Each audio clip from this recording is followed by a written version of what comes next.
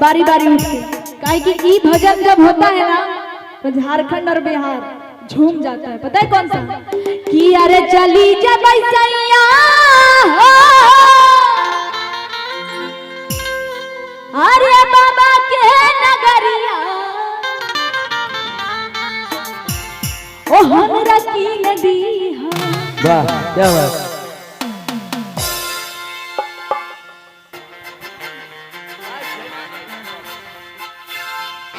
कि हमरा की नदी है कौन सी?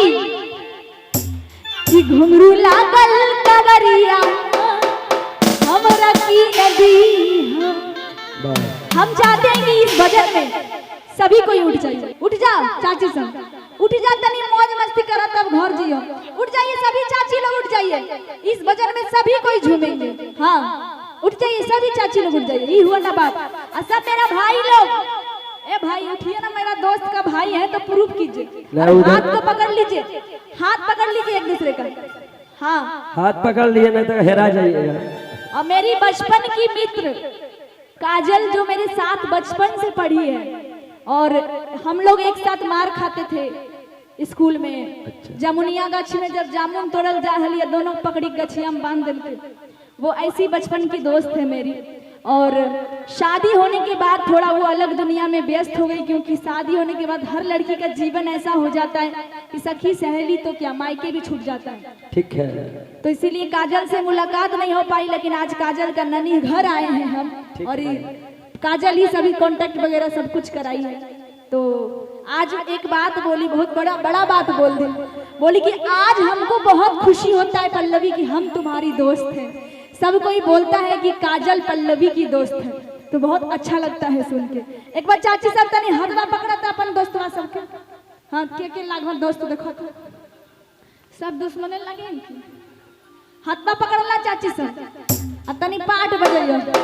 अब देखो एक बियाह भे गए फिर भी हम पकड़े ए अभी ना हुआ। चलिए झूम के हाथ पकड़िए, हाथ सभी लोग।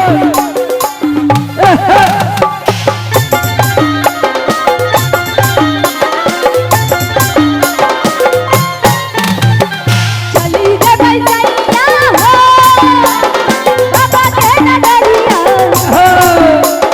चली जब सैया हो बाबा के नगरिया। अच्छा हमरा की नदी। आप लोग कौन जन्म का दुश्मन है जी? बताइए कैसा दोस्त यार सब है। अब पीछे वाला सब जे जने उठला हो भगवान ओकरा जल्दी जा। हाँ ना तो जल्दी हाथ पकड़ी लो सब। हाँ अब इधर भाभी लोग शर्मा रहे हैं। हाय बाप रे बाप, गरिया देव ने शर्मावे सब, जकिन को तो समझी तखिन देखो ना शर्मा, तो अखिन देखो कि रंग लाज लगब करो। ए मौसी भी हम ठीके डांस कर, तो बहनी भी हम ठीके ही रंग। और जखनी गाना हो तो तखिन कुछ नहीं, सब हाथ पकड़े हैं नहीं। हाँ देखो दादी अमर निमन है। हाँ थोड़ा हाथ पकड़ लो ना सारे लोग एक साथ, और राइट और लेफ्ट करना है। जिसको नहीं आता है हमको देख लेना। फिर से एक बार पाठ, 1 1 2 3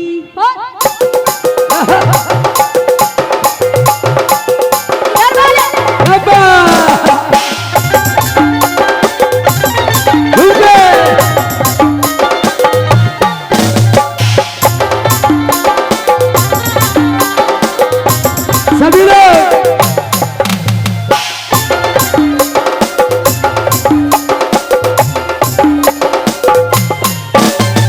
चली गई सैया हो अच्छा बाबा के नगरिया, चली गई सैया हो बाबा के नगरिया। हमारा तीन दिन ब्रेकअप हुआ है, ब्रेकअप हुआ, शादी हो गया।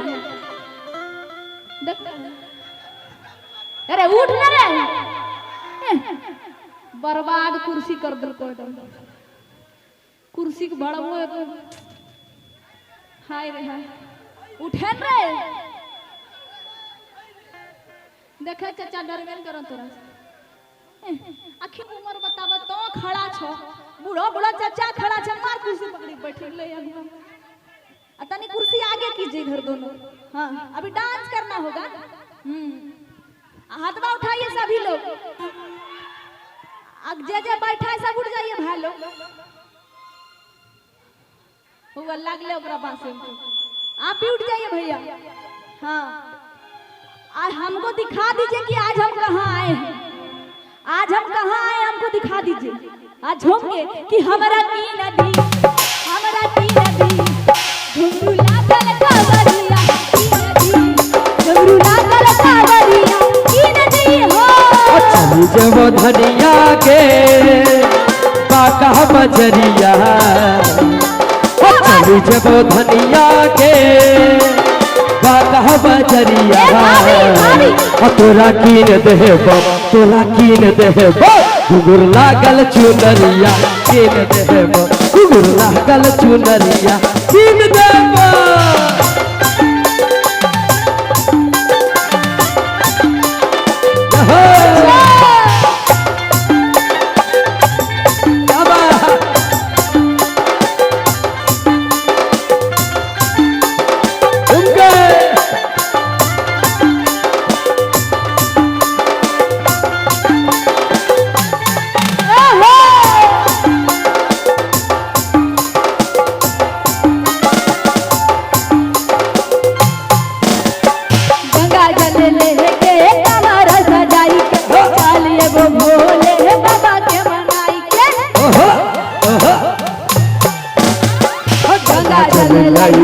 कबर सजाई के जाइए भोला बाबा के मनाई घूमिले बैसैया हो। अच्छा तपोवन बजरिया घूमिले बैसैया हो बाबा बजरिया हमरा की नदी घुंघरू लागल कावरिया की नदी घुंघरू लागल कावरिया की नदी हो।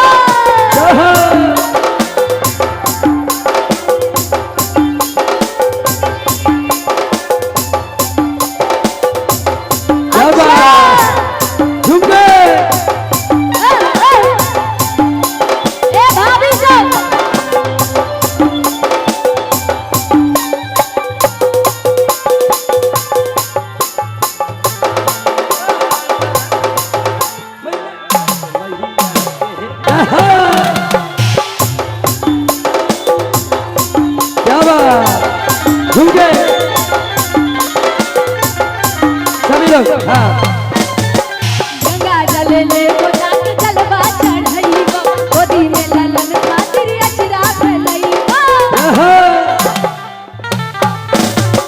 गंगा जल ले जाके जलवा चढ़ाईबो गोदी में ललन खातिर अचरा फैलाईबो। चले जाई चाची हो बाबा के मंदिरिया चलो चलो